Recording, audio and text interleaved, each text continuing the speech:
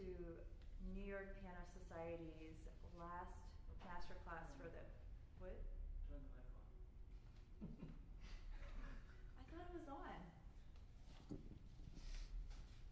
Hi everyone, and welcome to this very special masterclass, this May masterclass with the incredible Igal Kesselman, who is at the Lucy Moses School at the Kaufman Center. And here we are at New York Piano Society. We are so honored to present him today, and our members, Giancarlo Facchi, Daniela Velez, Alex Shapiro, Yaron Wong. They're going to play some incredible music for you. And I just want to introduce you to this glorious piano here at Klavierhaus, to whom we're always grateful, to Sujatri Reisinger and to James Wu for hosting these events for us. And we are absolutely delighted to feature this incredible C Hamburg piano from 1899, turn of the century. It is for sale, and you're about to hear how beautiful it is. Do not hesitate to call Klavierhaus. It is up for grabs. There's been a lot of interest, and you might want to get on that pretty soon. I am Natasha Poremsky. I am your artistic director of your New York Piano Society, and I'm absolutely thrilled to start this wonderful class. I know we are all going to learn a lot today. So without any further ado, introducing Igal Kesselman. Thank you. Thank you. Thank you, Natasha. It's a pleasure to be here. It's an honor for me because I've heard these pianists perform on the stage of Zankil Hall just recently in March, and they were so fabulous. You couldn't tell that they're not professionally touring artists. So it's my honor to be here, and thank you, Natasha, for inviting, and look forward to hearing some more music. Thank you.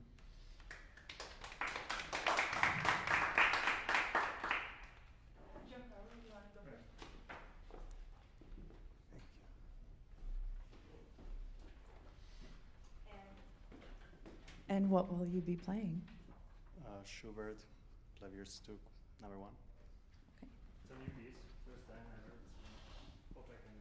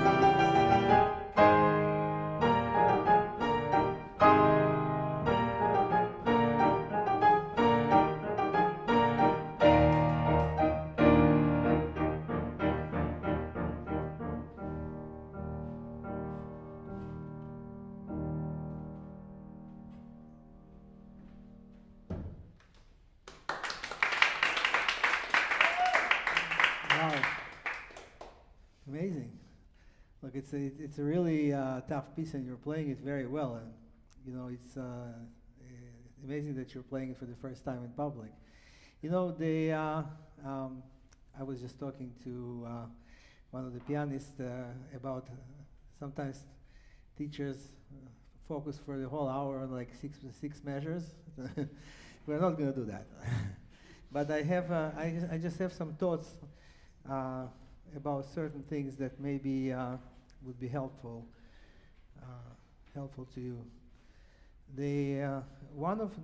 Some of it is voicing, some of it is rhythmic organization, and rhythmic precision, which translates into appropriate character for the piece.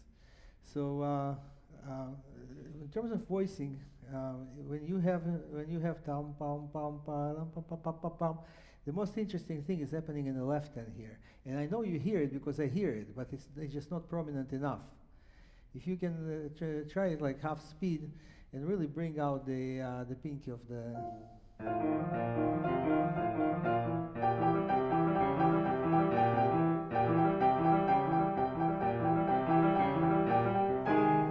there's one trick sometimes people do is whenever if it's works pedaling wise, you can actually hold it. You can hold this note, so it's like finger pedaling. Yeah. Don't create discomfort for yourself because it's kind of uncomfortable. Right. And you don't have to hold it for the entire time. And also there is one technical thing, which is Kaufman related actually. It's if you practice opening up the entire palm, up and down, up,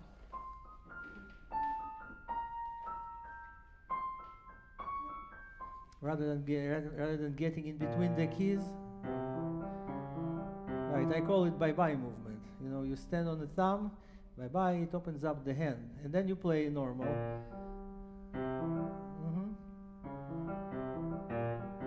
Right. It's something you kind of train your hands to do. It doesn't quite work right away.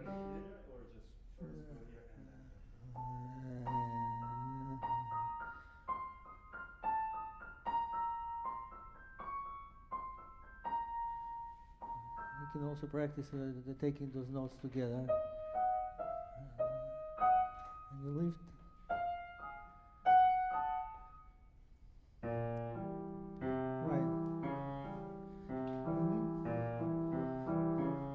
Right. Right, and yeah. You lift this part and basically you stay on the thumb and you relax the entire palm here, all the fingers, so that doesn't happen, because that's usually the source of tension for pianists. It's when we curl it in. Yeah, just make it comfortable for yourself.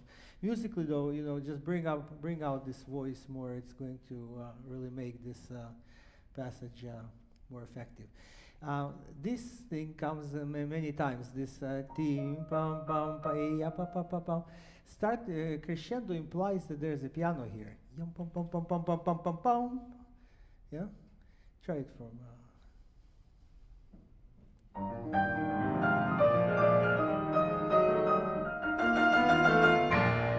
Yeah. Right, and rhythmically, if you have a long note, hold it as long as you can, meaning without distorting the rhythm. Yam pa ya pa pa pam. So it's not short-changed. Yam pa da da da dam. Yam pa ya pa pa pam pam pam pam.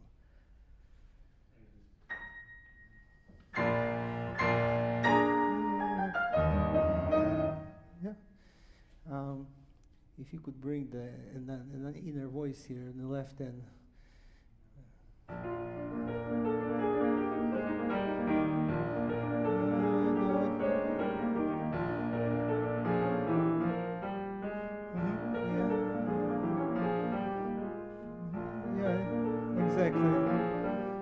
listen how they interact.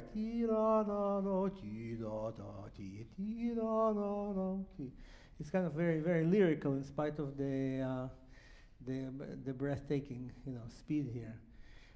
Whenever you have staccatos here, I think they should be a little bit drier.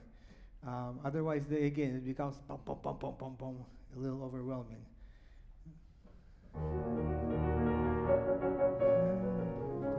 Dry, yeah.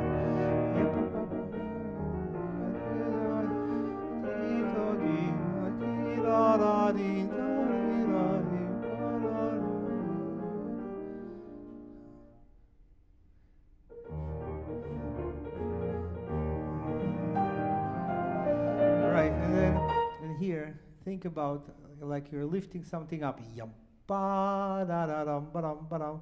Like this is yum ba. Kind of maximize the space without taking any extra time. Yum ba da dum ba dum ba dum.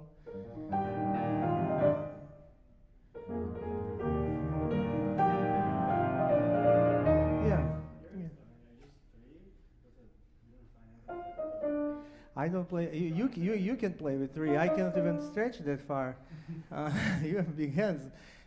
Can I try? I think. I can. I wouldn't do 3. 3 is very inconvenient. Even 4 is inconvenient for me. I have a smaller hand. So 5-4 or 5-5, either one, depending on the. For you, probably 5-4. Oh, you're doing. Yeah. I do 4 or 5 like that. Yeah. Right. And then the worst enemy of almost every pianist is a tense thumb. If your thumb is tense, it kills the entire hand. If you relax the thumb, when you're going from here to here.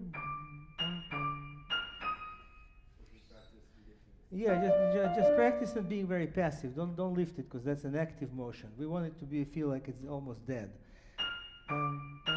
You're leaning on the pinky, right? And you're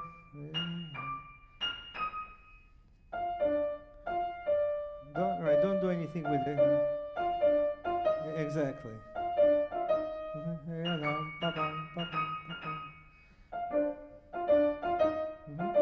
Sometimes I practice octaves without the thumb at all. I let it hang loose.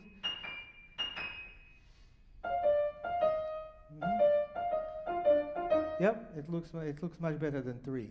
3 kind of twist your arm there.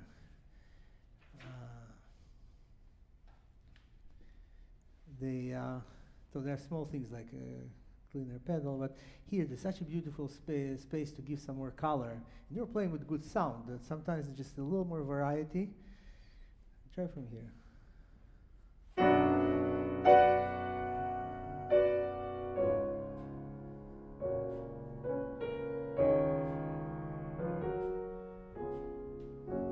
Good, now play for me just the top voice and shape it like a great singer.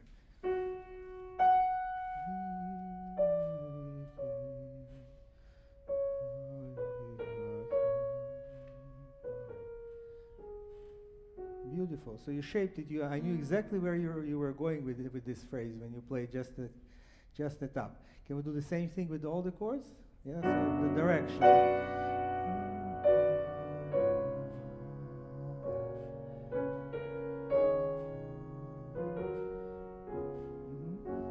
Right. And very often in this piece, the like chord in the middle of a sentence is both the beginning and the end. If you have a T, so this F sharp major chord is both resolution and beginning here. So if you could listen carefully to it, easy.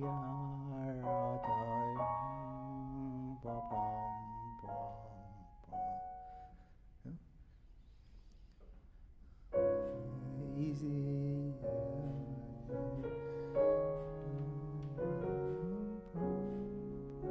Yeah, beautiful.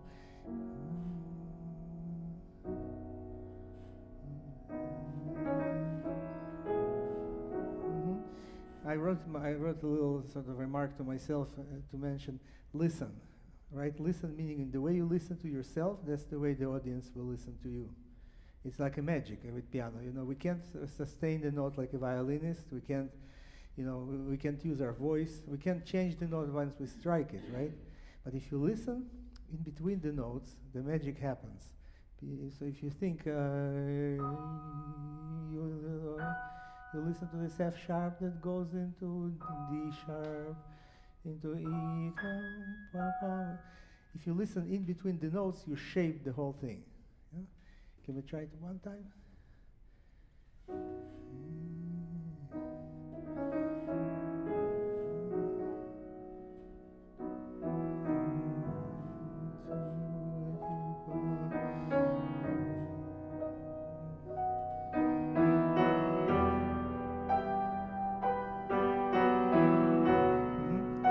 Beautiful.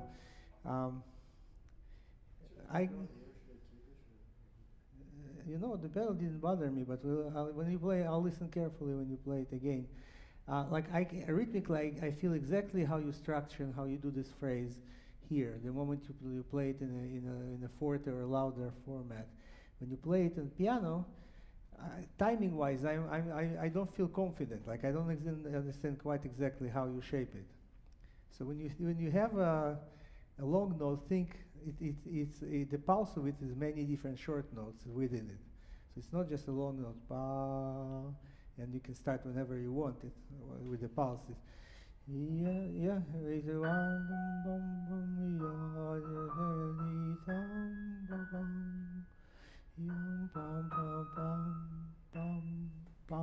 So it's very. Arthur Rubinstein once was asked, "What's the secret for your to your rubato?" He said, "I count like crazy." So you know, try one more time.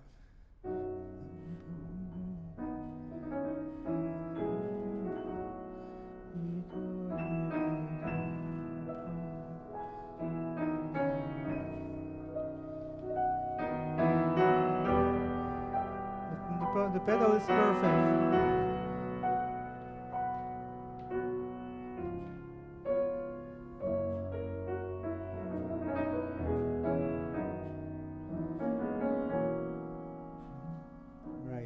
Yeah, that was beautiful.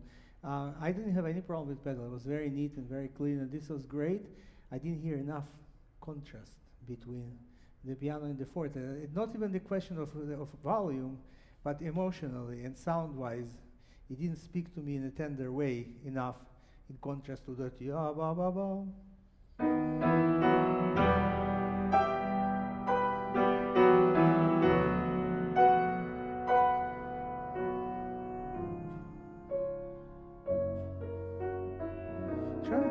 Let's experiment. Try to take the pedal off. Yeah, you take the pedal off here, and then you take it again there.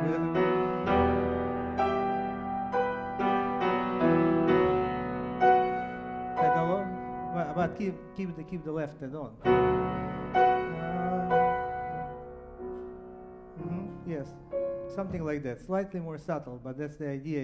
If you clean the pedal here while holding the left hand, you still have the main harmony, and then you bring the right in with a sort of very tender way that you're playing this beautiful phrase. Even I cannot tell what I wrote here.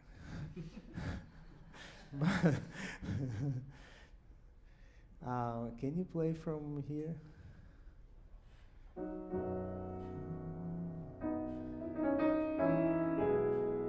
Yeah. This is similarly, you know, again in the piano we can't prolong the sound, right? So when we hold a long note, the note sort of dies slowly. Even the next note should be adjusted most of the time, unless indicated otherwise by the composer, to the note that you're previously holding, right? So if this is dying on us, the next note, this has to be adjusted accordingly. Right? Otherwise, you're going to have an accent, right? That's it, beautiful.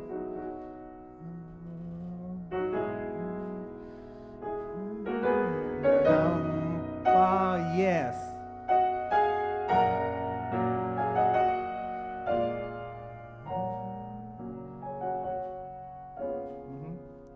that was beautiful. First of all, it was perfectly voiced. Second, you did this little lift, yam, pam, and you separated the one to the two, the syncopation, and you gave it enough space.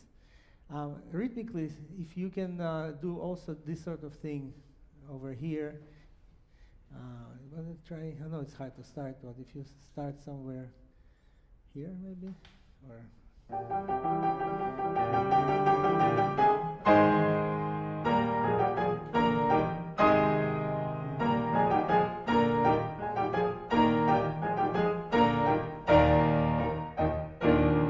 yeah, I would hold these long notes as long as I can without distorting the rhythm. Yam pa, yam ta ta tam pam pam pa, yam pa pa pam pam. Pa, yam pa da pa, yam ta ta tam pa, pa pa pam pam.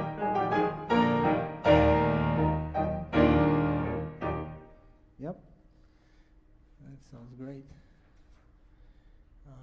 Yeah, it was quite impressive. We have a few minutes. Do you want to start? You want to cover anything specific? No, I think the main thing was the 3 years of change this finger. Then this one. Right. Sounds difficult for me. You do it slowly for me one time.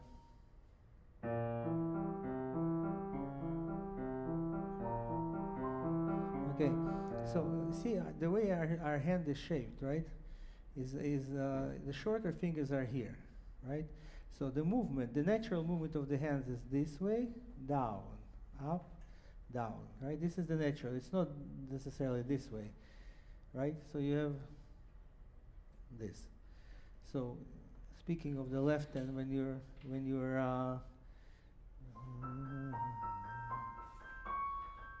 so up towards the down towards the thumb, up towards the pinky. Yeah. Right. It doesn't have to. You're doing too much movement. You know, a little bit.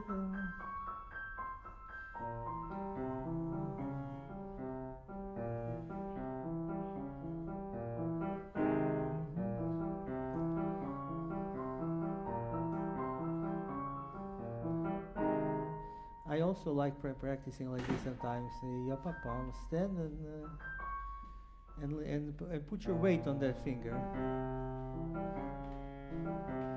You have big hands, you don't even need to move it that much. Right. So we're walking that way, that way, that way, that way, down, up, down, up. My hand is smaller so I can walk more, do more movement. You don't need that much movement.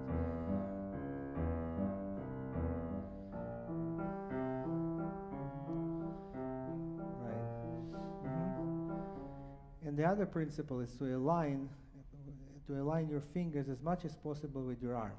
So if you're twisted like this, and you have boom, boom, that usually creates tension. Other way around too. Ideally, is when you align the finger like huge, it goes up to here, right? We want to pretend it is at least. And the thumb is relaxed, and the rest sort of comes together. But the idea is that try to align your fingers with the shape of with the position of your arm in order not to twist. Yeah.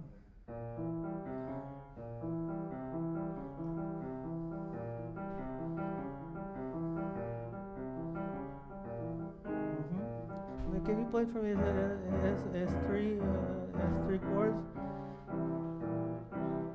All right, you don't have any troubles doing that, right?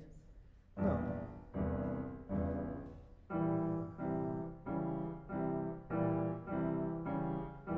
Right, so you shouldn't have any trouble doing this.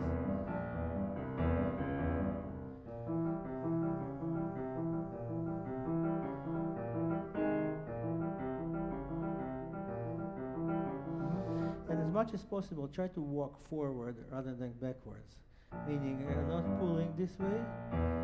You walk this way, walk, walk, walk, walk, walk, walk.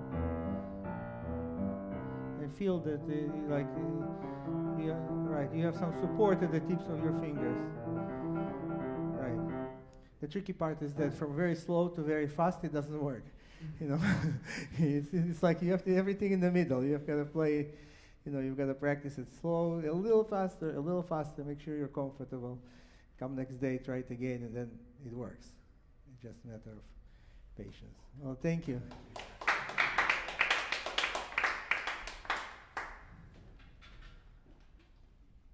Who would like to Okay, go we next? have Yaron next up. Yaron, what will you be playing? I will be playing the Brahms Klavierhaus 118, the last one in the set, intermezzo in E-flat minor. Okay, so that's the intermezzo in E-flat minor from Brahms Klavierstück 118.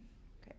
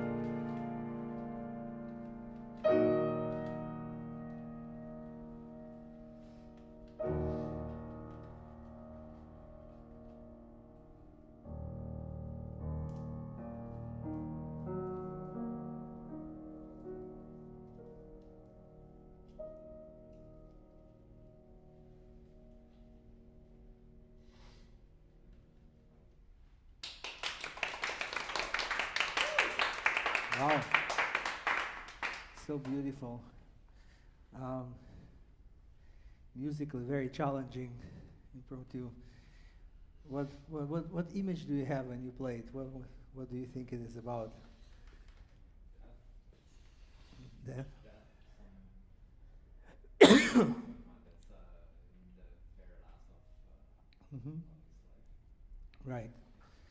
Very sort of introspective, contemplating, looking back. Right. Right. And what is the middle section about, you think? Usually about the past of youth, in a sense. Cautiously, so to speak, not too sentimentally, right? I mean, he doesn't get. I think you totally got it right in terms of what you're playing and projecting is exactly what you're describing, and I like it a lot actually. They most of it completely makes sense to me. And the moment that there's some movement in the left hand starts on the second page, everything sort of falls in place. And of course, the middle section is great, and when you come back, it's great. The beginning itself was less convincing to me, especially the opening four measures. I wasn't clear as to exactly where are you taking it, what are you doing? So can you lead us all into what you would like it to be, rhythmically, sound-wise, phrasing-wise?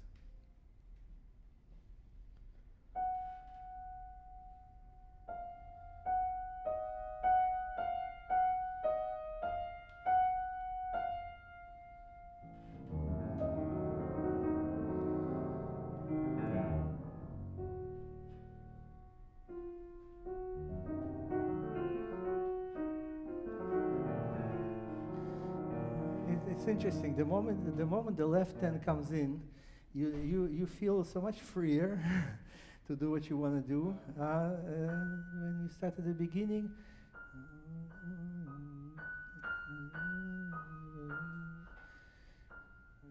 you feel the same sense of authorship and confidence and whatever that you feel when the left hand comes in.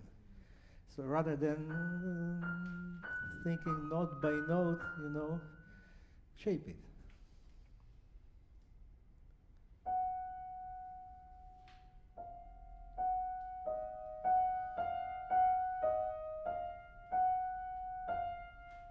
That's beautiful. I love that. I would open the pedal before when you press the G flat. Maybe you do already, but right, you have this sound.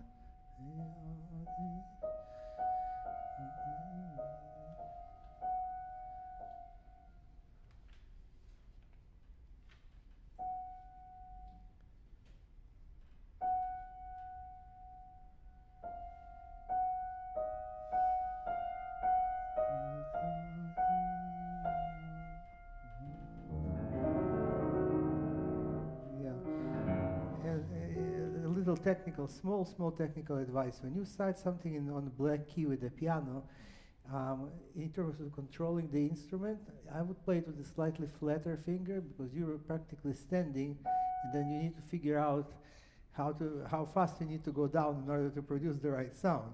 But if you kind of caress it, go a little bit with a flatter finger, with the meaty part of the finger, open the tap pedal. Yeah, beautiful.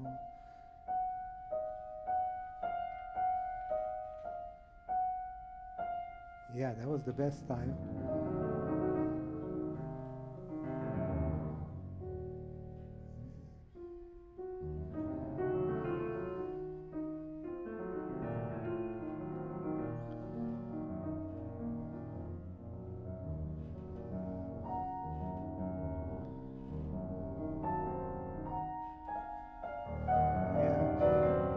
Great. It's beautiful. It's beautiful. It's like they joke about Masterclass teachers. You know, you come, the student, the person that plays is nervous the first time around. So you play, you know, the teachers give some indispensable advice, and then the second time, when the student plays, is already warmed up, comfortable, playing beautifully, the teacher goes, "You see." So. So I don't want to be that teacher, but I do suggest if you take this with the accent is very emotional and very sort of, and then listen to the long note and adjust the next. Otherwise, again, you don't get enough on the ta, and then you get too much on ta di da.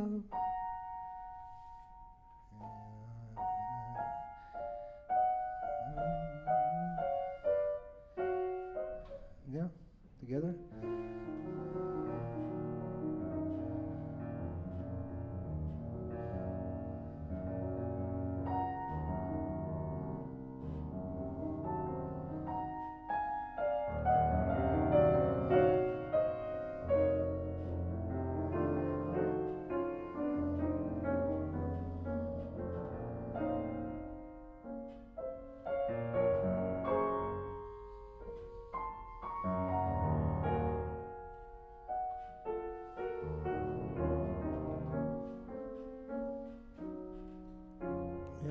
You can even fold kind of, if the music is kind of, he's folding it a little bit, or in the minuendo into the pianissimo. So you more carefully wrap it and get into with the left pedal when you start the pianissimo.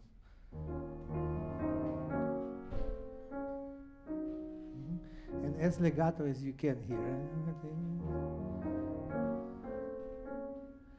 Right, exactly. A successful legato in intervals depends on the top voice.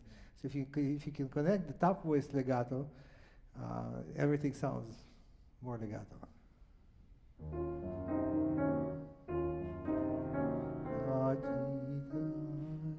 Beautiful. I wouldn't rush from this long note. Stay on it.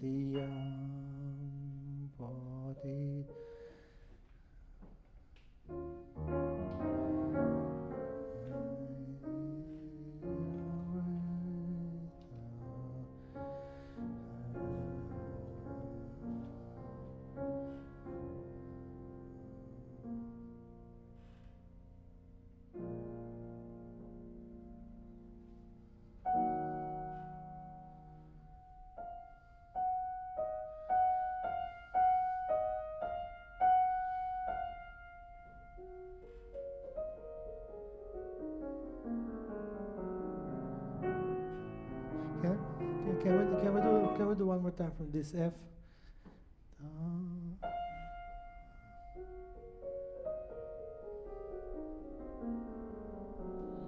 Yeah, beautiful.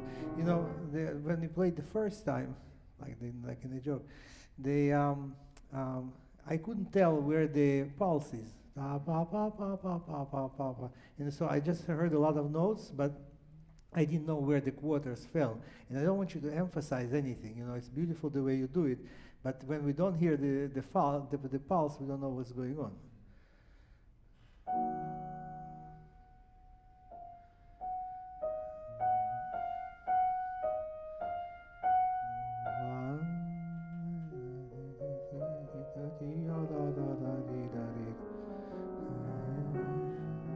Exactly.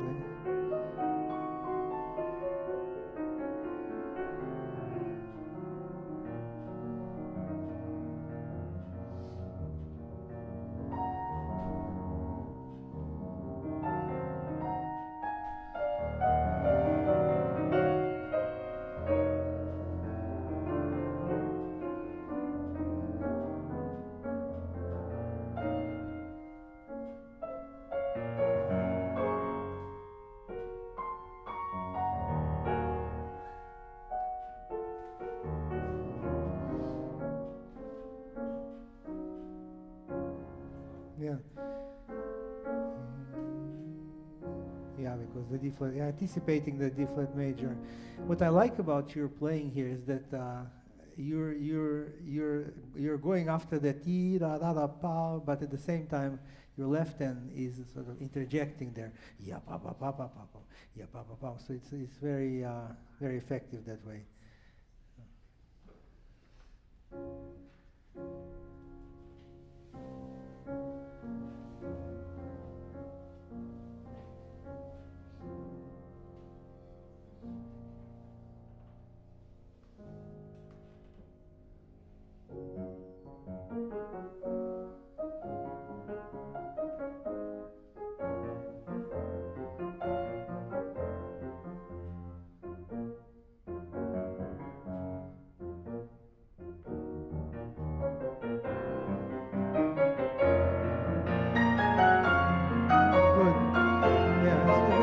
Very good. Sometimes when you're playing the rhythmic pattern, pa pa pa pam pa pam, like you gotta listen to this one pa pam because it's not over yet. Sometimes I hear the gap as a gap and not as a yam pa pam. Ya pa pa pa. I hear that pa pa pam pa pam pa pa pa pam pa pa. You know what I mean? Ya pa pa pam pa pam.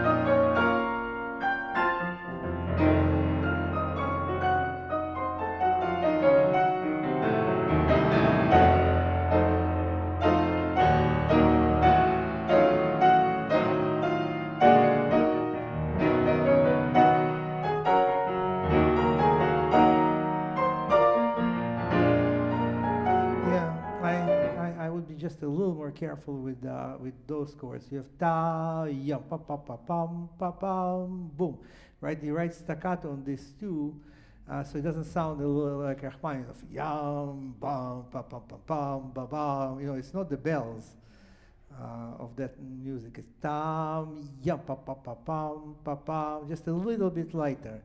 You're very generous with the sound here.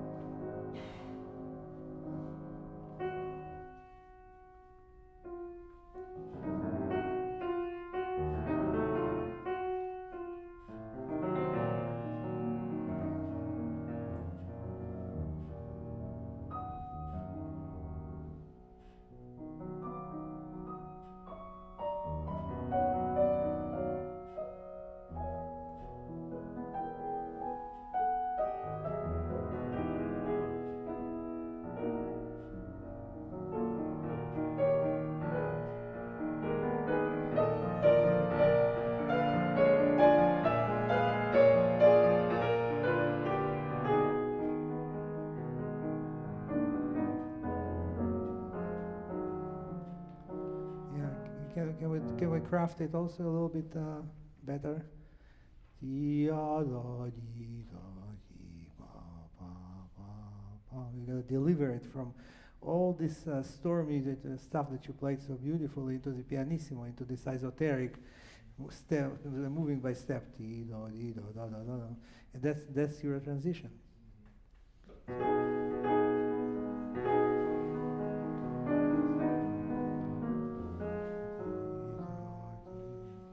Can you do better legato?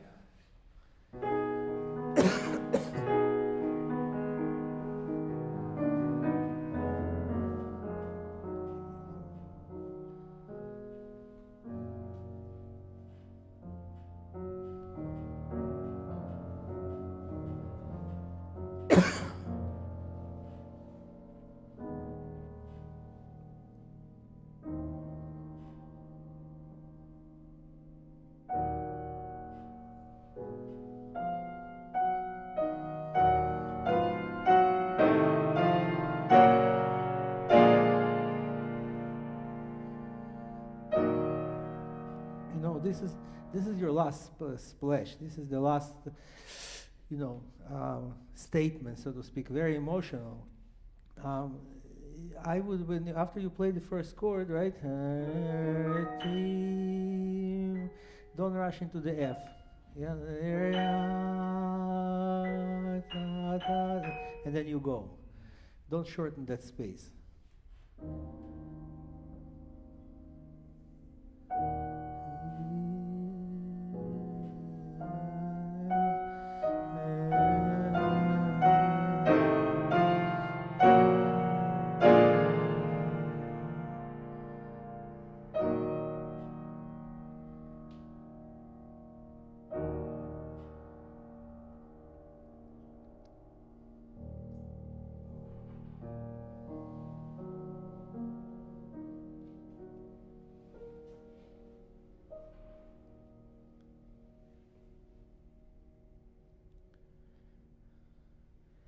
Beautiful.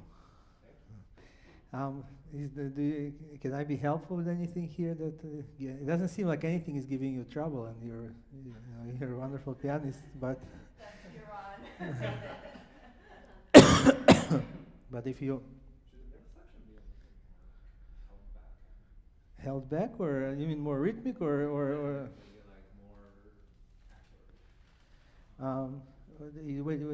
at the piano or at the forte? Well, let's play from here. So somewhere. Yeah, because I feel like sometimes I'm taking time between jumps because physically I'm taking it, but musically I feel like the rhythmic tension is kind of lost. Okay, let's try it.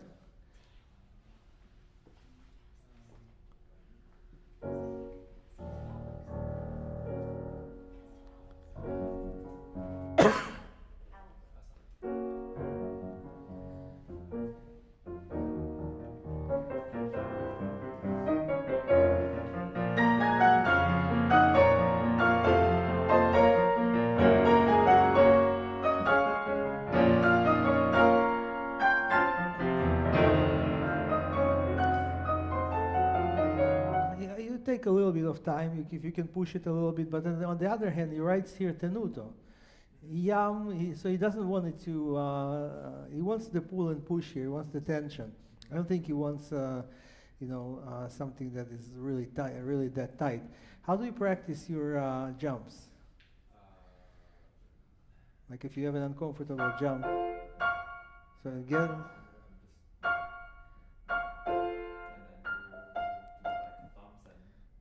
Yeah, so you're doing the system touch down. You touch, then it goes down, right? Generally speaking, when you're jumping from one place to another, physically speaking, it's kind of counterintuitive, like skiing, leaning towards the mountain. You're actually going out this way, and then you jump, rather than jumping, leaning that way. And same thing here. Like it's a very quick movement, but generally this is much faster than this. You know what I mean? Try just to put your hand like this. What's easier, this or this? Yeah, exactly.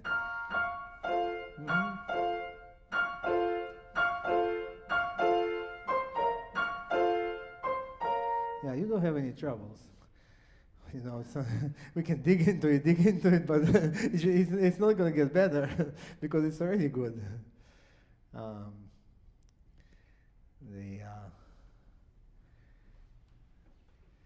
Sometimes, with all the explanations how to put the finger here and the finger there, a friend of mine who's a great pianist was taught how to figure out every move of every finger. He was already quite successful, and he came to his old teacher and said, something's not working out. I'm trying this, I'm trying that. And she's like, you're trying too hard. If the centipede would think where to put every leg, it wouldn't be able to walk.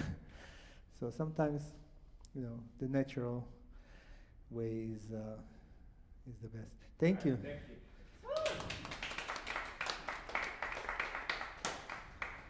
Daniela, would you like to play? Sure. And you're playing the Moskovsky Concerto, Opus Concerto, Opus 59, in E major from the first movement, an excerpt. Great.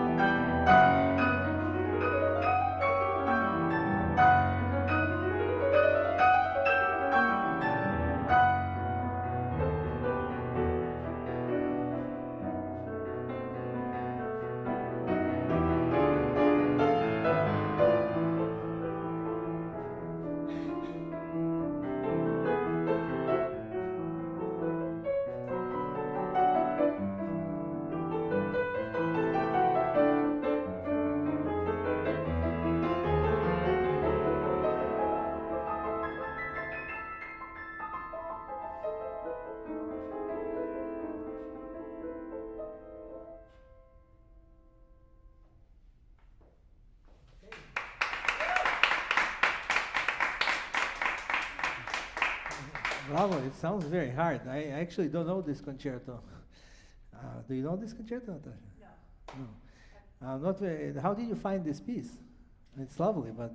My teacher in college Okay. suggested it. Very interesting, because it's a lot of bravura and it can be very effective, but I'm not familiar with it very much. You know, it starts on a cadenza, and once you actually, starting on the second page, you get it going, it makes musical sense to me. The opening could be a little bit more recitativo, like a great singer that comes on stage and and acts it out before the beautiful aria begins shortly after, right? And he declared more declamatory, more, yeah. Can we try?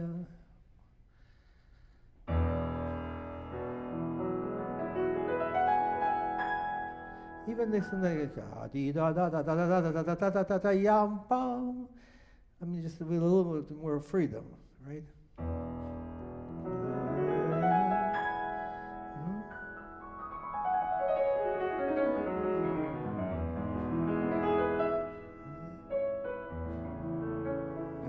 It's the first time the melody appears, right? So,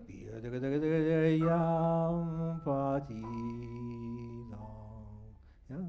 So really convince us that this is the beginning of a great adventure, because this is just the actor walking on stage and everybody's clapping, and everybody's excited, and he's warming up, and then something starts happening here, right?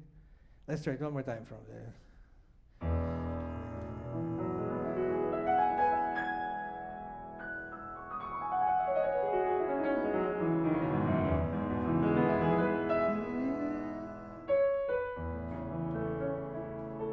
Beautiful.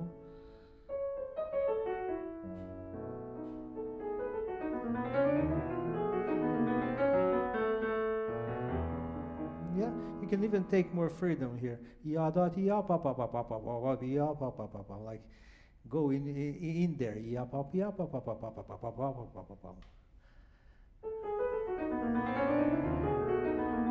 Can we try from here?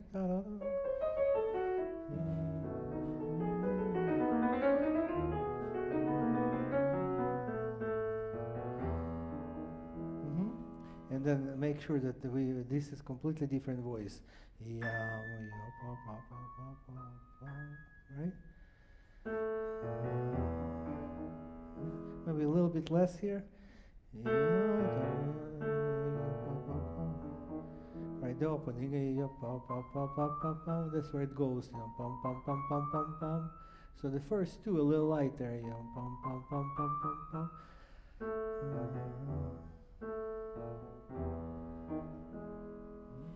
Yeah, sometimes in recitativos the sense of direction is not evident, it's not clear, and it's like it's your choice. It's your job to sort of decide how you shape it.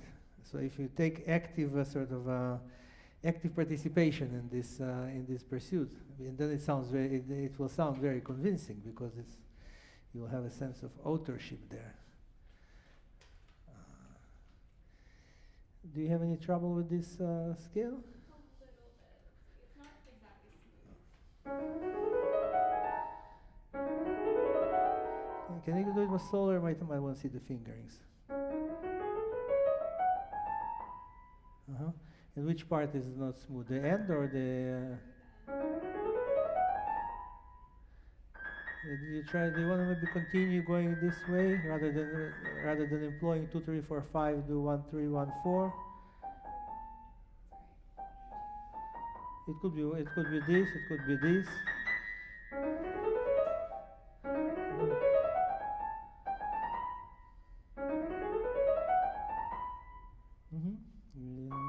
Right. Yeah, I would definitely wouldn't play with 1, 2, 3, 4, 5. Definitely change it. It's your choice, It doesn't actually matter. It's just it's to open the hand again, so you don't get tangled in there. Can we try a little bit slower? Yeah.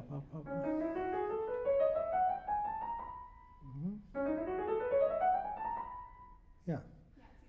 Yeah, it's easier.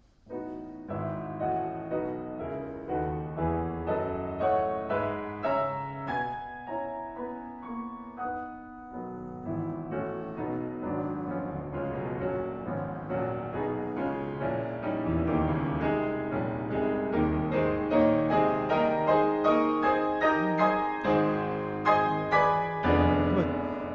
Let's go. Let's do the same trick we did before with somebody else. Can we try to play the left hand with the right hand top voice?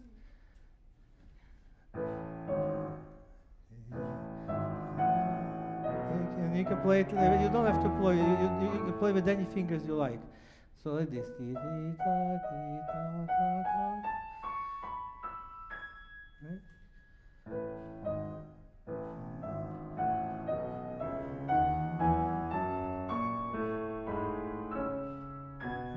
And now just right hand alone with just the melody. Sorry.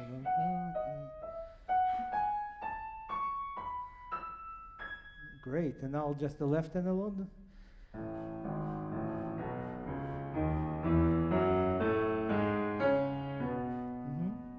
Right. Whenever we play octaves, it's a good idea. Kind of you lean on the pinky and you mark the thumb. Meaning, so we don't want the power. The power is always with the thumb. It's really thick and strong fingers, right? So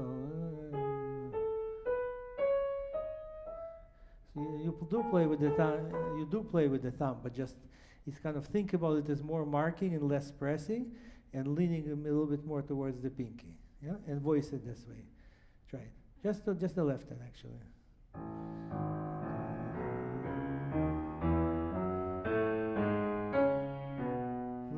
Yep. One more time. Think about your thumb is even less active than that.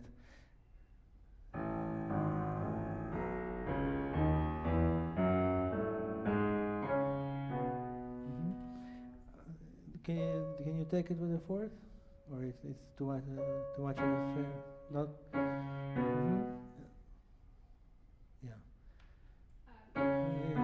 No, just the black notes. Yeah. Sometimes it's easier. Yeah.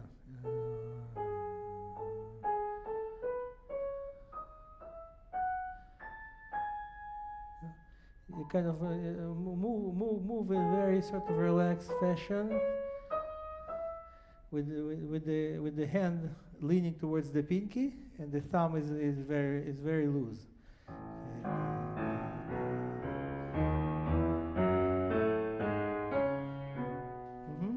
Yeah, the way I practice octaves that are fast, in a slow motion, I make sure I relax, practice relaxing between each octave.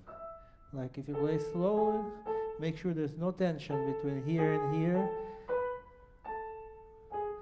that you're completely relaxed in between the chords, because then you train your hand to relax rather than being tense. And then when you practice speeding it up, then when you play fast, it would be just the same as you would play slow. Let's try one more time, just the left hand together with the top voice.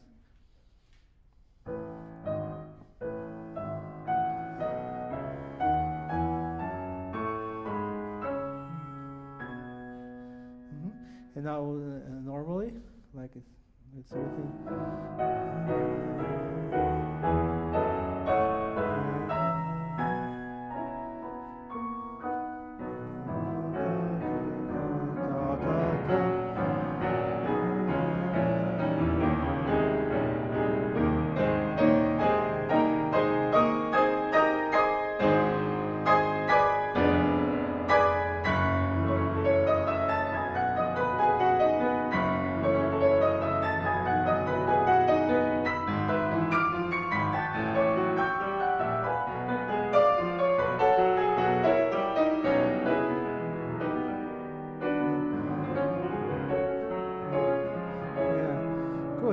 It's the challenge here is that it's so big and thick to shape it in such a way that is both comfortable and convincing. That's the challenge. Outside of course, that is hard.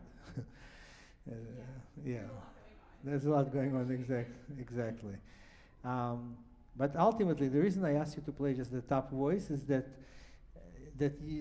our ear and your ear should gravitate towards the melody, and everything else, and of course the harmonic movements and everything is important, but to make it seem effortless, it can be that we hear all the notes at the same time, all the time.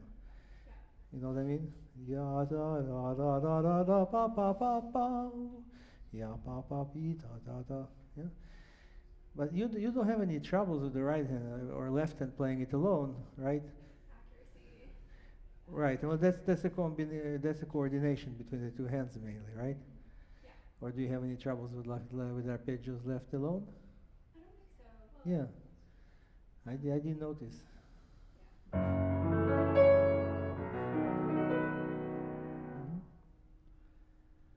How do you practice arpeggios generally? I try to do Uh-huh. And exactly. But what you're doing is a little different from what you just showed me, right? Exactly. You're starting to twist and you're trying to connect it legato.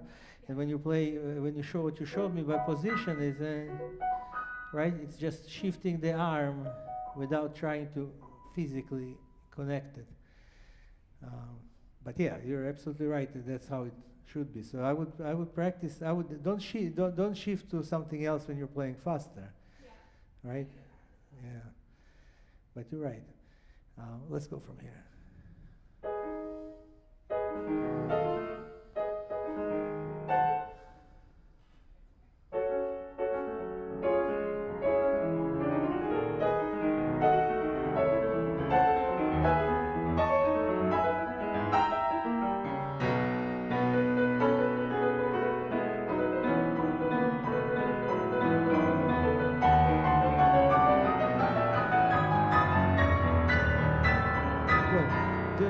Do you ever get tired here? Yes. Right. I think this is like a little circle with a little. Basically, I was trying to draw. You go down and up that way. So, if you're playing, so down on the thumb, up towards the pinky.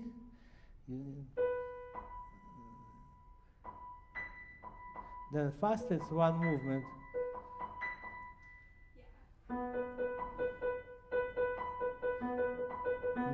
Mm-hmm. I wouldn't curve the thumb.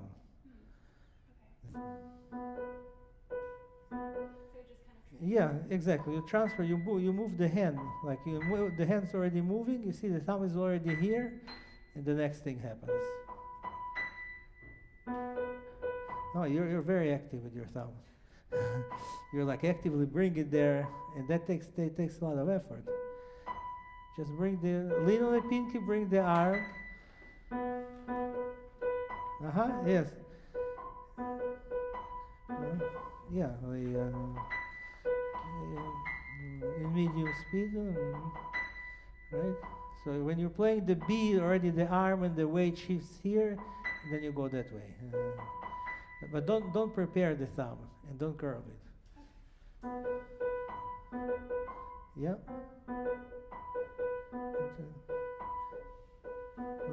You're practicing placing the thumb. You're doing this rather than just bring it and drop it there.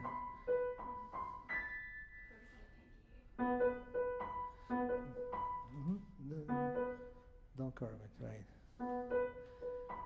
Just let it hang loose. Exactly. Yeah, we want to lean generally on 2, 3, and 4 as much as we can, and on pinky when we have to. And the least we lean on the thumb, the better it is for our hand, generally speaking. Now, some may disagree, but I found for myself and for students that I teach, it usually works. Okay, let's play from here. Actually, yeah, or here, wherever you're more comfortable starting.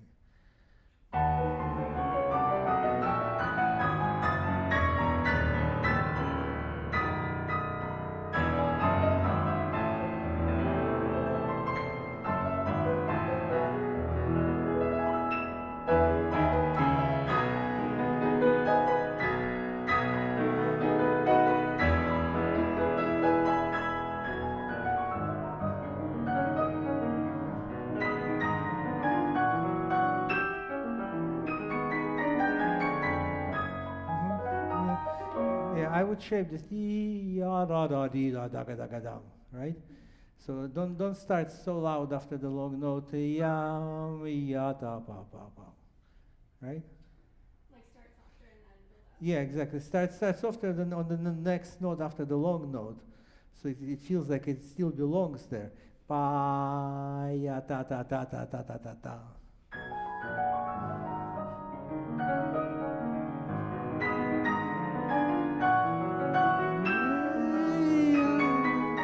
Right. So it sounds. It sounds a little bit like this. Yeah. Listen to this long note and then the ya ta ta ta. Ya da da da da da da.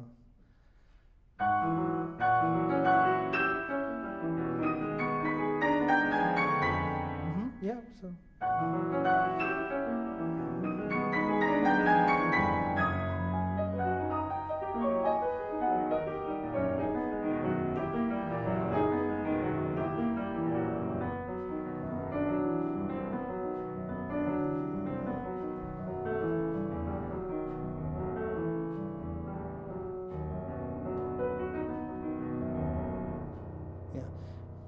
If you get a chance to play to the second piano or an orchestra, the conductor will have to feel your pulse there.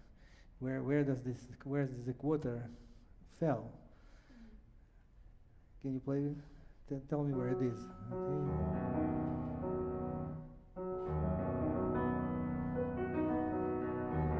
Ya ta ta ta ta ta. Actually, it falls right here, right? Ta ta. Pa pa pa pa pa. Right, because the orchestra comes in with right? Yeah. So let's back into that from somewhere.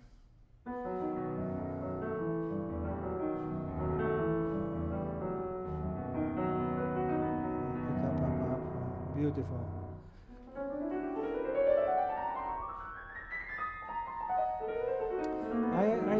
I'm not sure if you would want to take the pedal all the way starting here. Generally, the lower the register, the more impact the pedal has. If you put the register in this register, you put the pedal, nothing happens. If you put the pedal like that and play lower, it's going to be booming. So I don't know, maybe a little less pedal here, and then if you really want to add it over there.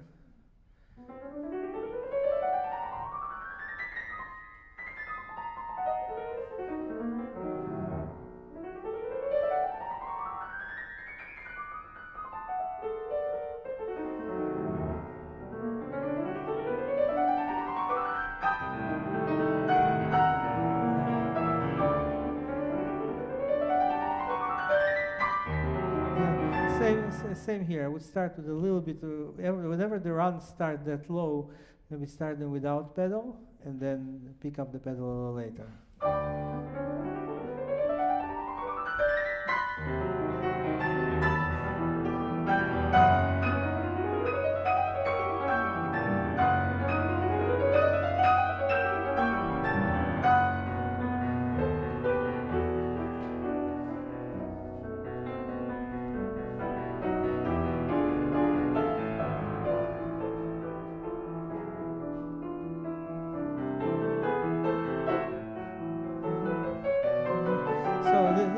This is your glorious moment. You are left alone, and you don't need to play all these runs, and the orchestra is out, and you can play your beautiful theme, and you're still in the working mode. Molto espressivo. Yeah?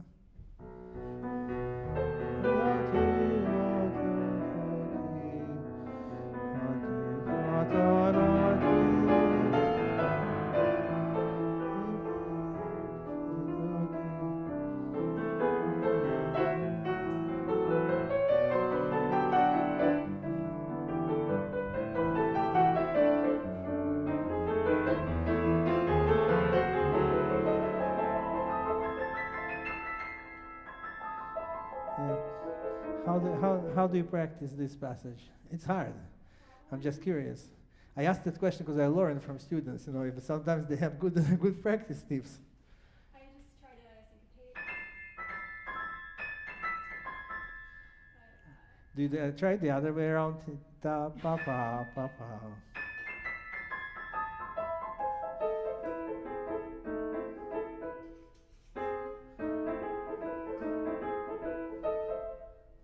Can you here's the challenging one. Play the top and mark the bottom. So your finger is on the key, but it doesn't press it. Yeah, like if it would, you know what I mean?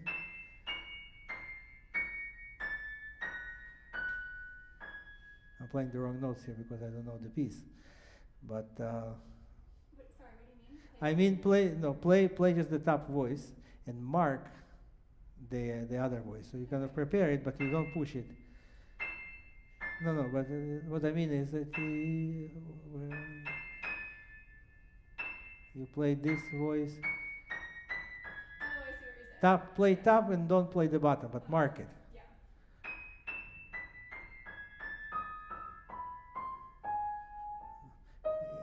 Your thumb is marking the first one. Go a little slower.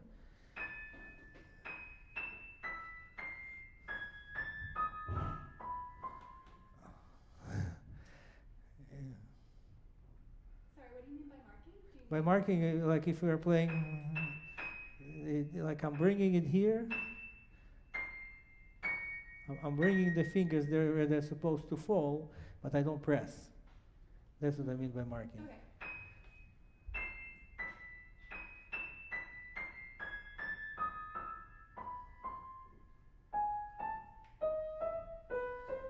Right.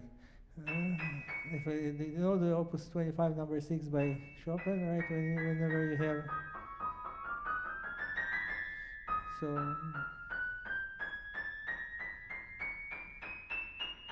right, I'm playing the top voice, but I'm marking the bottom, like it's here. And back the same way. Yeah.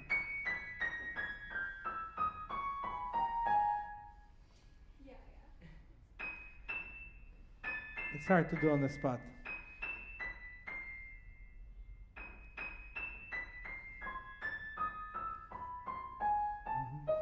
Okay, and I'll play it normally.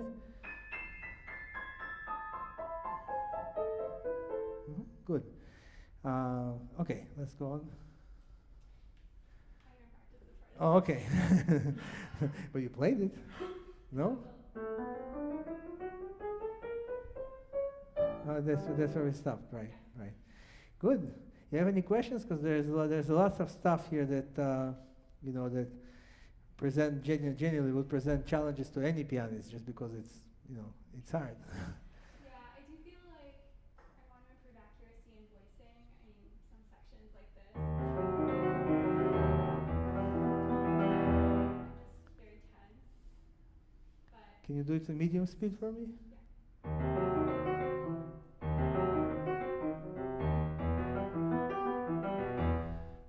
Your arm is overly active and your thumb is overly active.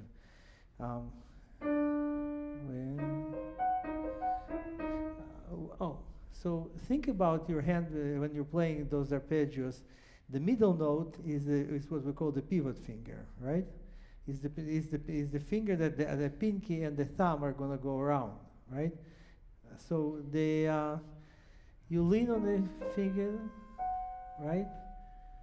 And then you have again.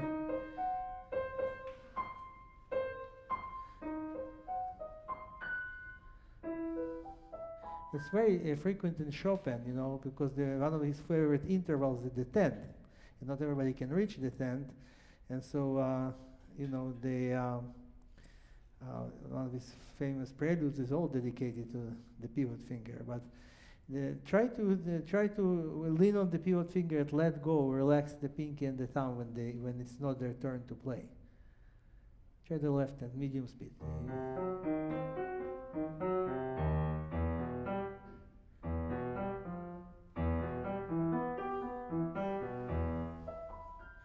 Just transfer the arm here.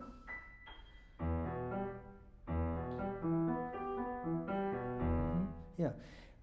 I think it's, again, resisting the temptation to prepare everything in advance, like to prepare the hand exactly where it should be in order to get as many notes as possible. That creates tension. Like one at a time. When we walk with our legs, we walk one at a time, right? If you're trying to walk and and you're tensing up, that's because you're not leaning on one leg at a time. So similarly.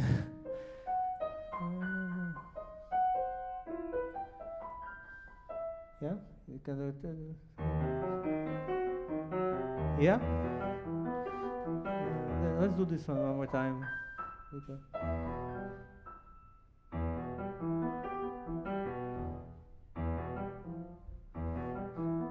You're going a little too low with the E when you come back. You're going too curly and too out. Somewhere a little closer to the middle of the.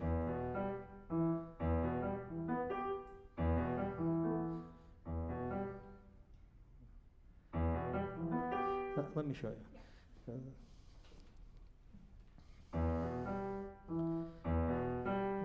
It's kind of the thumb folds in, and the pinky comes here. Because you're doing this, you're drawing a straight line, and you're curling the pinky. So it's hard to play like this.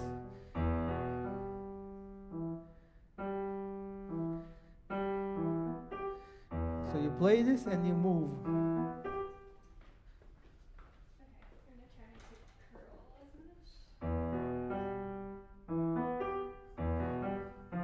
Yeah. Wait, no, bring the pinky. That's it. Oh, I see. Yeah.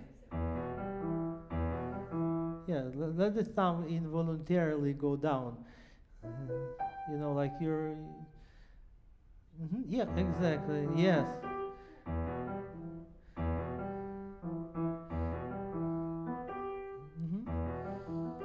Right. Your pinky is and the thumb both are a little overactive. The thumb, the moment you hit the note, you're exactly. Don't do less.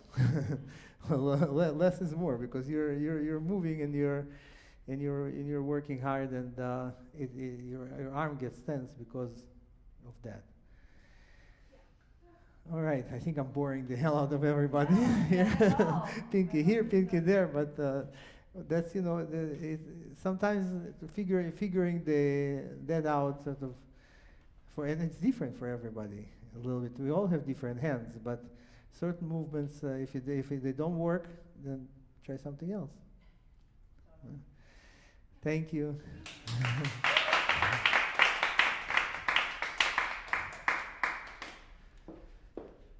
Last but certainly not least, we have Alex Shapiro playing a piece nobody knows, never heard of before.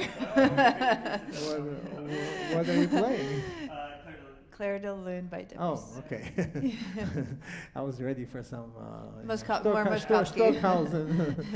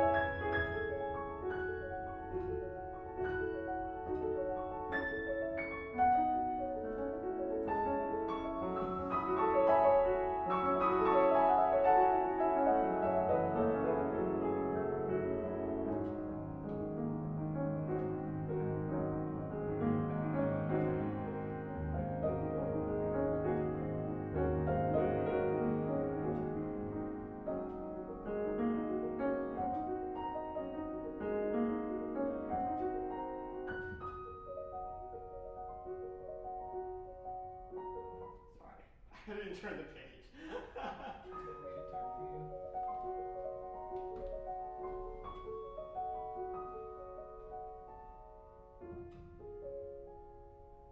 I didn't memorize it. I'm so sorry.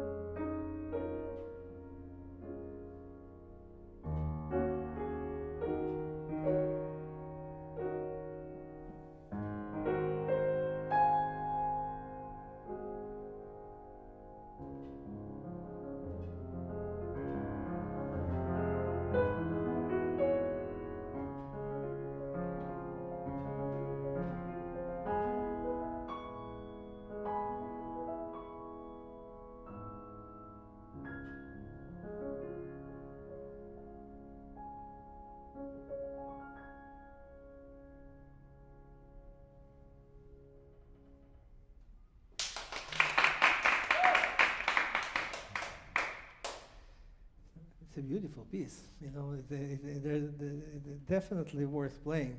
Sometimes teachers discourage students from playing pieces that everybody knows, you know, just because. But you know, those that play discover them for themselves for the first time. So I think it's great.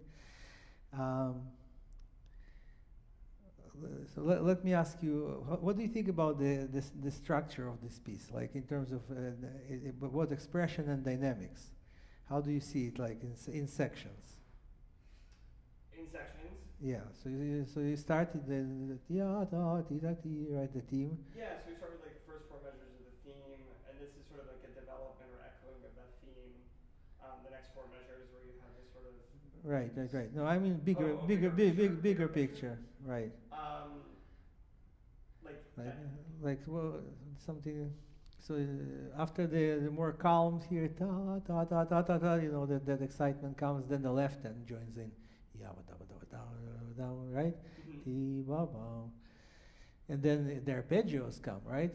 And the right hand the melody gets more involved and more real, less Clar de Lune, exactly.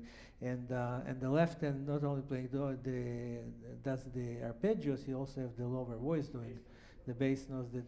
All this texture is very contrapuntal, becomes very, very rich. Then change of key, right? And I think this is one of the climaxes of the. Yeah, right. This is the first time you're more important. Exactly.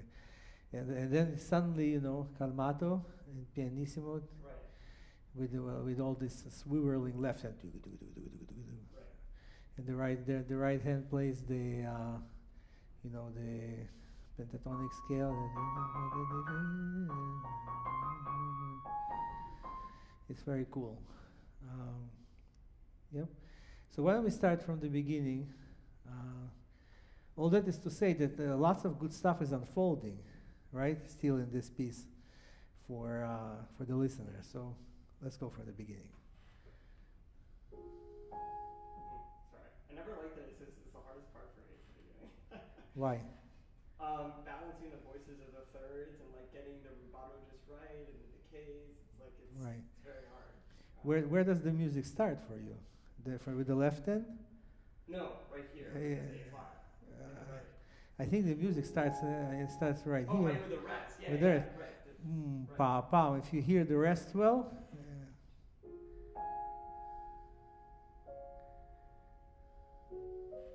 Yeah, that's beautiful.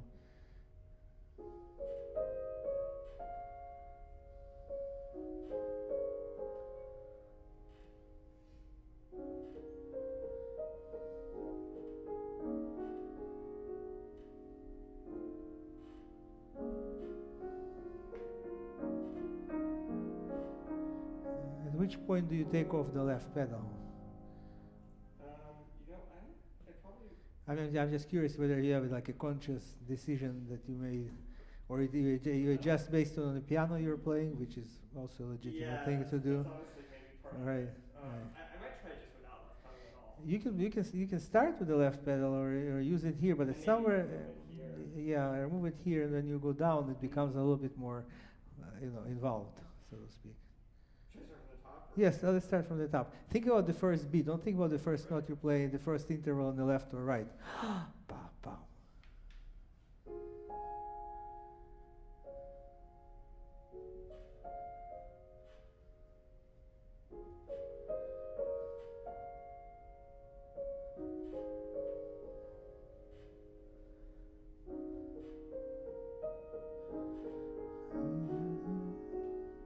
I would no left pedal.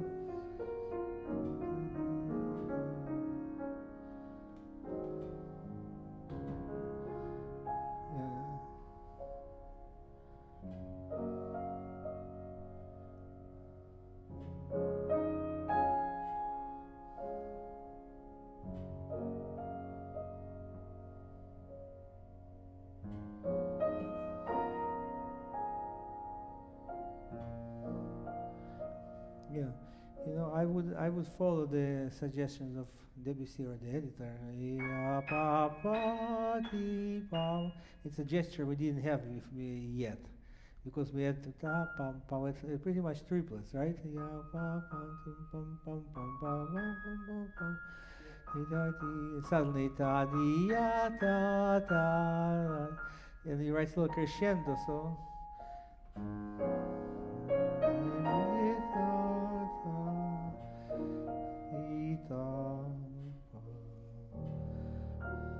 And here's so much color.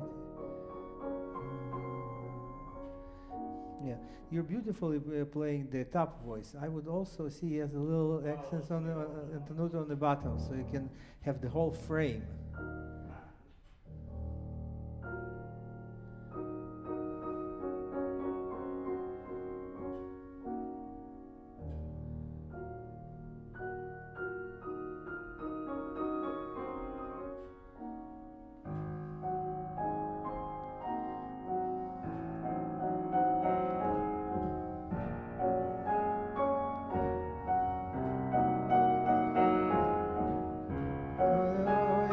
It feels like you're rushing from the long note Oh to yeah, the. I'm not holding it. Yeah, you're not holding Yeah. it. Right. Yeah. See, for me, this one is even more expressive than this one. Like ti da da ti da ta ta ta. This is sort of more pleading. Ya pa pa pa pa pa. The expressive part is the is because ti ta ti ta ti, right? Ta ta ta ti ti pa pa pa pa. Because I hear what you're doing here on those repeated chords, but what precedes them is not less important. So maybe Yeah, that's what from here.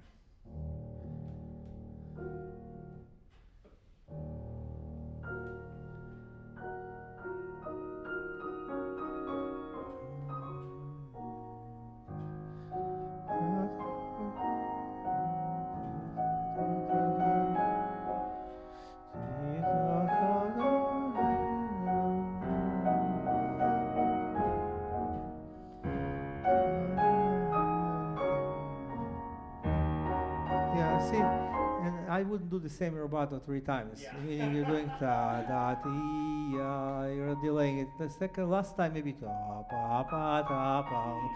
So you go towards forward rather than backwards.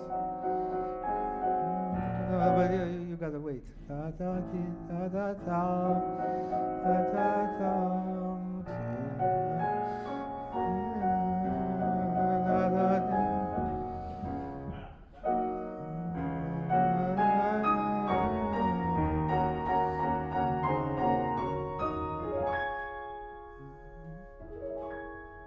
Beautiful.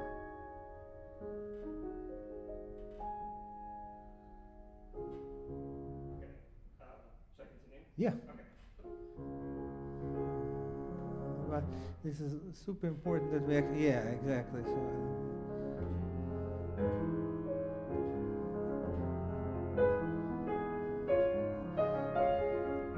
can you play for me just the right hand?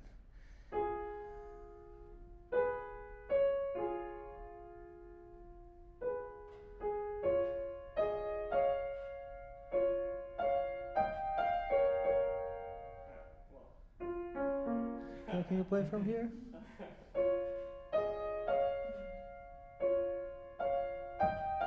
Yeah. Can I show you something with intervals? And I have mentioned it before. I mean, if you want to do, you don't need to think about creating legato with both voices. You can create legato with the top voice, right? And this one sort of follows. And this way you're not going to get tired and tense. Exactly. Yeah, so you're leaning on the outside voice, relax there. So it doesn't have to be this, but rather this is very light. And this is where the weight goes on the outside fingers and the inside fingers, which is one, yeah.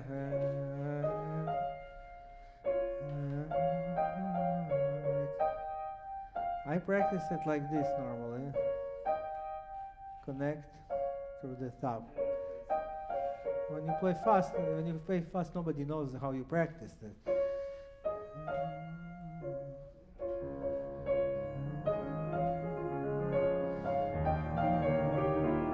You look less tense.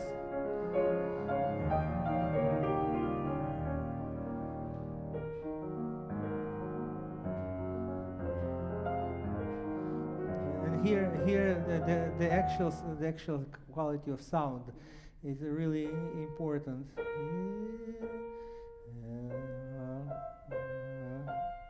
struggling with the balance with like getting this bass voice to not be overpowering, but getting it to,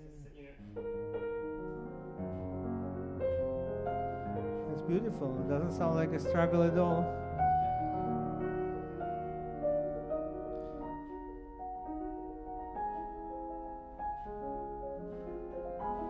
Oh, let's do it again. Maybe you'll struggle the second time.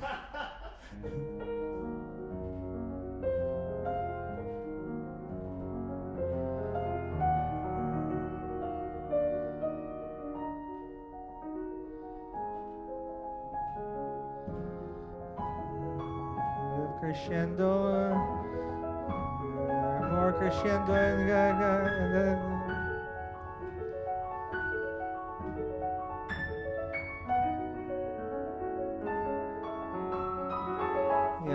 you gotta build. With this crescendo a little bit. Yeah. I'm like, how am I building up to this forte the whole time? It feels a little. It's too long to build up Yeah, the whole time. So this is a crescendo. By the way, if there's a long phrase that you have a crescendo, almost in any music, you need to divide it into, you do crescendo up to a certain point, take a breath, you pull and do another crescendo that's a bigger mountain, but you don't start, it's not a linear. Like endless, yeah. So I feel like I want to be like.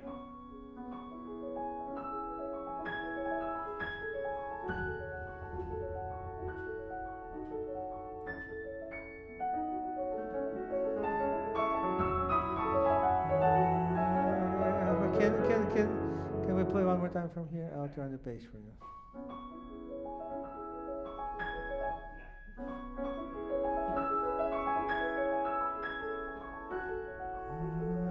Here you have to carry through the left hand. It's gonna help.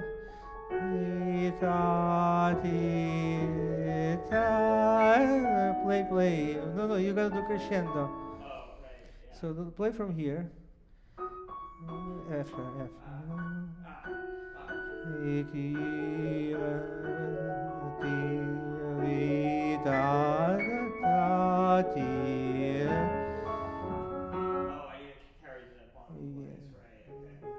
Both the bottom and the top are moving in tandem.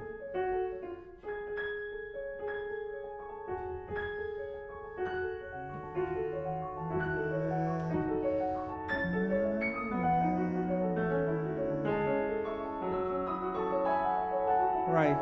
And if you want a little more power, you can start bringing the inner voices also a little bit Oh, like to help yourself. Yappa tapa tapa tapa tapa tapa. You know, to support so you can get into the forte here. Ta pa pa pa pa. Right. Right. At Good. what point when I go into this like this F here, like should that pull back a little bit and then build up to No, it's too late. I don't think so. I think you may pull back to here, but from here on you. here on there it's continuing. Yeah, these two measures you have to continue. Can I try it for Yeah, let's try.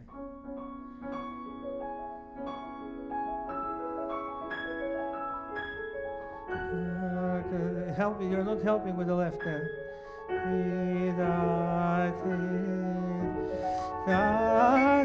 Everything. That's it.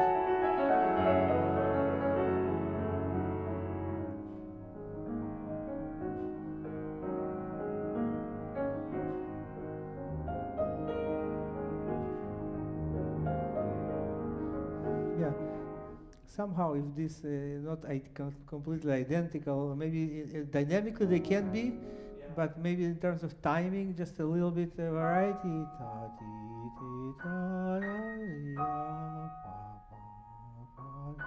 I don't know, just something, a little bit, something, yeah.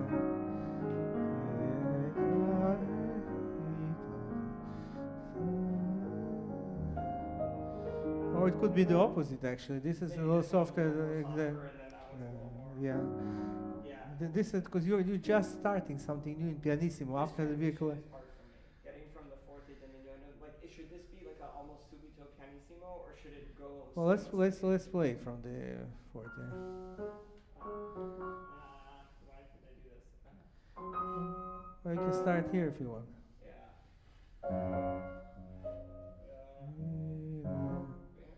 I think it's natural, right? Oh yeah.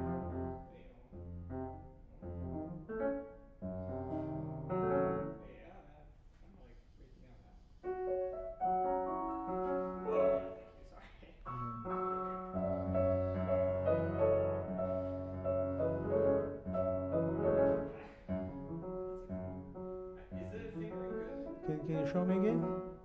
This is a little awkward here. Can I try? Yeah, sure. I don't think you have a choice. Yeah. Again, don't try to do it legato. This is one position. This is the other position. Yeah. Just let it go. Let it fold on its own, and bring the hand here. Sorry. This is the A is actually a little bit more uncomfortable, right? On the way down, it's even worse. From 4 to 1. Well, just move. Take your fingers with you when you play. So don't stay stretched. Take the thumb with you. Yeah.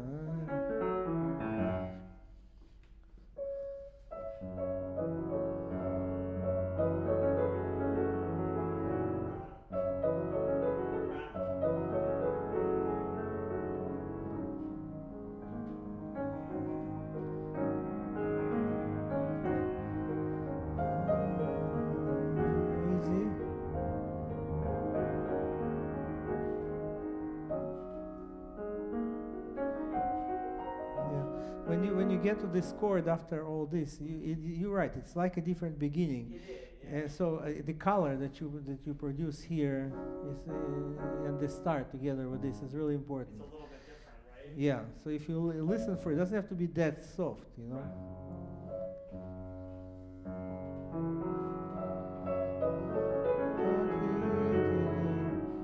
Right, and you can even take a little extra time. Right.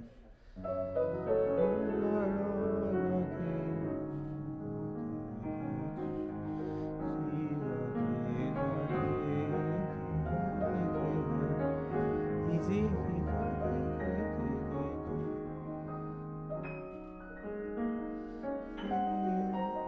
Right, and here a little bit more bells. Okay.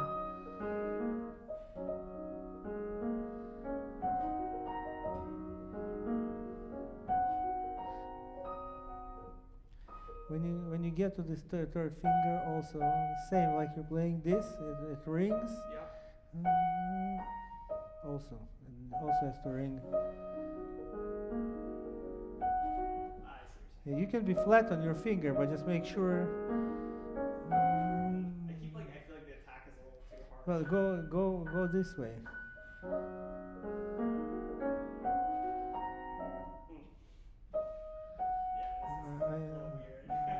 I wonder why are you jumping with the third finger and not playing with the thumb? Oh, well. With the sorry, with the pinky. Oh, because of the inner. Should I play this with the left hand? Oh, because you're taking the. And then I'm jumping. You could, or you could do it with the left hand too.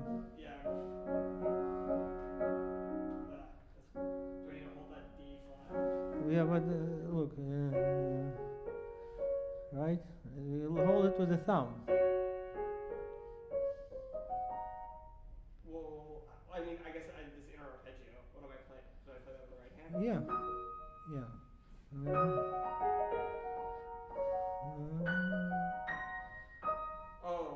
So you're saying do this Yeah. here and then pink, and then fifth finger to. Yeah, you can do it right. It's not going to be perfect legato, or you can play 4 by jumping this way. Oh, you know why I was doing it? Because if I. It's easier. No, I see merits of what you're doing. I think I need to practice that transition a little bit. So it's a little smoother.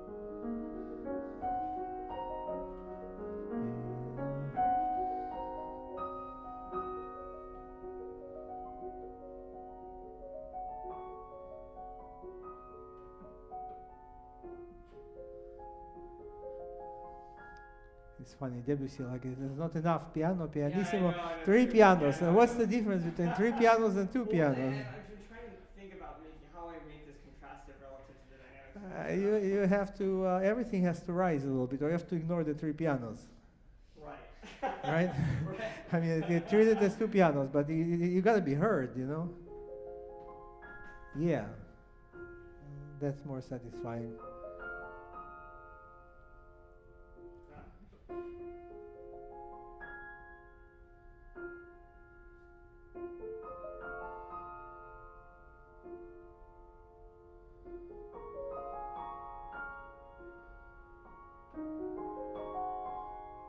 Beautiful.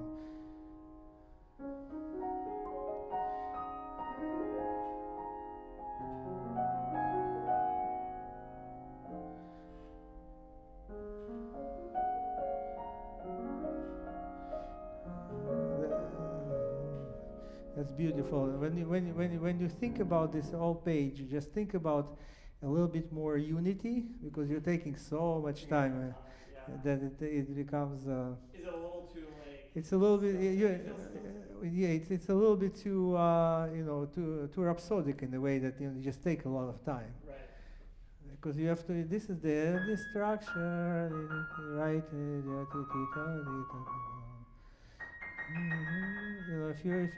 if you're gonna round off every measure, Right. then it's gonna be endless. Right. Can I try it one more time? Yeah, sure.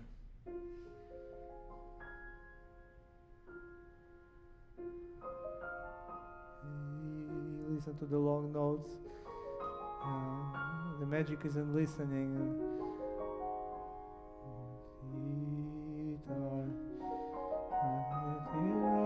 Keep going.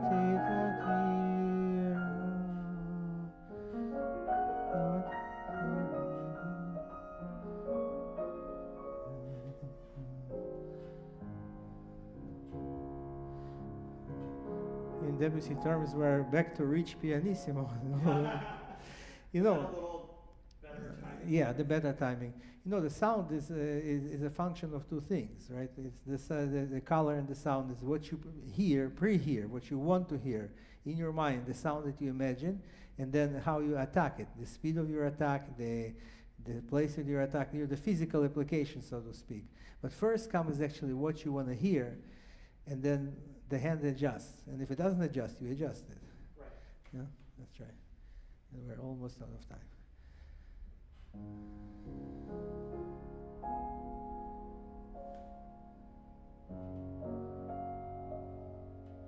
Play, play. Tita.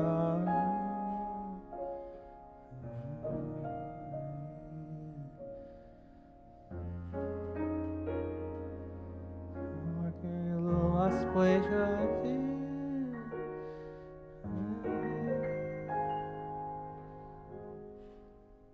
I actually wouldn't change the pedal. No.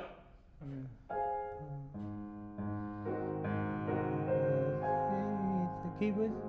Yes, because then you get the A flat to go to D flat. Yeah, go.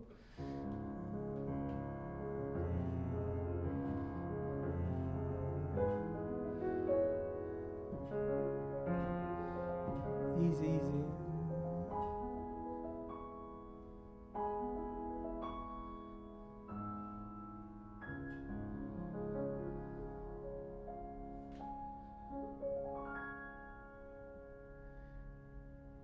Beautiful. Well, congratulations. You're very welcome. It was a pleasure. Thank you for inviting me. Thank you so much thank you, Igal. Thank you so much. It's a pleasure. What a It was lot of pleasure. fun. Thank you for your time and Of for your course. effort and for your insight. Thank you. And It was a joy. it's such an honor for us. Thank you for all the members who Yeah, let's give them a showed round of up. applause because they A showed up round and of played. applause, absolutely. Put themselves on the line. Wow. Beautiful playing. We will have many more things. We will announce our next season shortly. And thank you all again. Thank you again to Klavierhaus for allowing us into this glorious space and for this glorious Hamburg Sea, which is on sale. And thank you to Sujatri and to James Wu and to all of you that support the New York Piano Society. Thank And you to very you, much. Natasha. Oh, thank you. Thank you.